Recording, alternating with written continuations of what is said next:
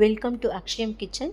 இன்றைக்கி நம்ம எம்டி சால்னா எப்படி செய்யணும்னு பார்க்கலாங்க. காய்கறிகள்லாம் போடாமல் ஒரு குக்கர் எடுத்துட்டுங்க. குக்கரில் கொஞ்சம் எண்ணெய் ஊற்றிங்க. பட்டை, கிராம்பு, சோம்பு, கசகசா, அப்புறம் இந்த பிரியாணி இது இருக்குல்ல கல்பாசி எல்லாம் போட்டு நல்லா எண்ணெயிலே வணக்கிட்ட அப்புறங்க வெங்காயம் ஒரு 4 வெங்காயங்க, நல்லா பெரிய வெங்காயம் நீட்டமாக அரிஞ்சு இந்த எண்ணெயிலே போட்டு நல்லா வணக்கி விடணுங்க.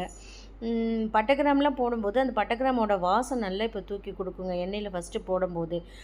அப்புறம் பார்த்திங்கன்னா பச்சை மிளகா கொஞ்சம் போட்டுக்கலாங்க, காரத்துக்கு கொஞ்சம் பச்சை மிளகா போட்டுக்கலாங்க. நல்லா வணக்கி விடணுங்க. இப்போ வெங்காயம் நல்லா வணங்கி வரணுங்க. ஓரளவு லைட்டாக ப்ரௌன் கலரில் அளவு வணங்கணுங்க. அப்புறம் தக்காளி ஒரு 3 to 4 தக்காளிங்க நல்லா பொடி பொடியாக அரிஞ்சிங்க இந்த வெங்காயத்தோடு சேர்த்து போட்டுட்டு, அப்புறம் இஞ்சி பூண்டு கொஞ்சம் தட்டி போடுங்க, மிக்சியில் அரைக்கணும் வேண்டியது இல்லைங்க. இஞ்சியும் பூண்டும் எடுத்து தட்டி போட்டுட்டுங்க. அதுக்கு தகுந்த உப்பு போடணுங்க.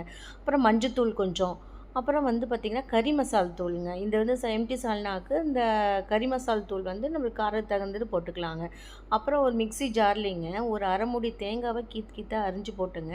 அதோட சோம்பு, கசகசாங்க, கொஞ்சம் முந்திரி இதெல்லாம் போட்டு நெகு நல்லா அரைச்சிக்கணுங்க.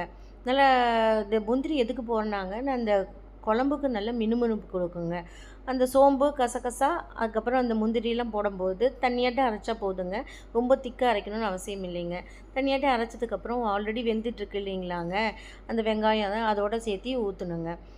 ஃபஸ்ட்டு கொஞ்சம் தண்ணி ஊற்றாமல் நல்லா ஒரு பெரட்டி விட்டுங்க. அப்புறம் மிக்ஸி கழுவி அந்த தண்ணியை ஊற்றிட்டுங்க.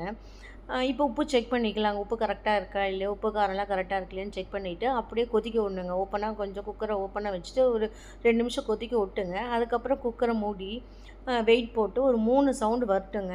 3 சவுண்ட் வந்ததுக்கப்புறம் ஓப்பன் பண்ணி பார்த்தீங்கன்னா அப்படியே எண்ணெயெல்லாம் மேலே கக்கி மின்னு பார்க்கறதுக்கே அவ்வளோ பார்க்கறதுக்கு அவ்வளோ கலர்ஃபுல்லாக இருக்குங்க. டேஸ்ட்டாகவும் இருக்கும்.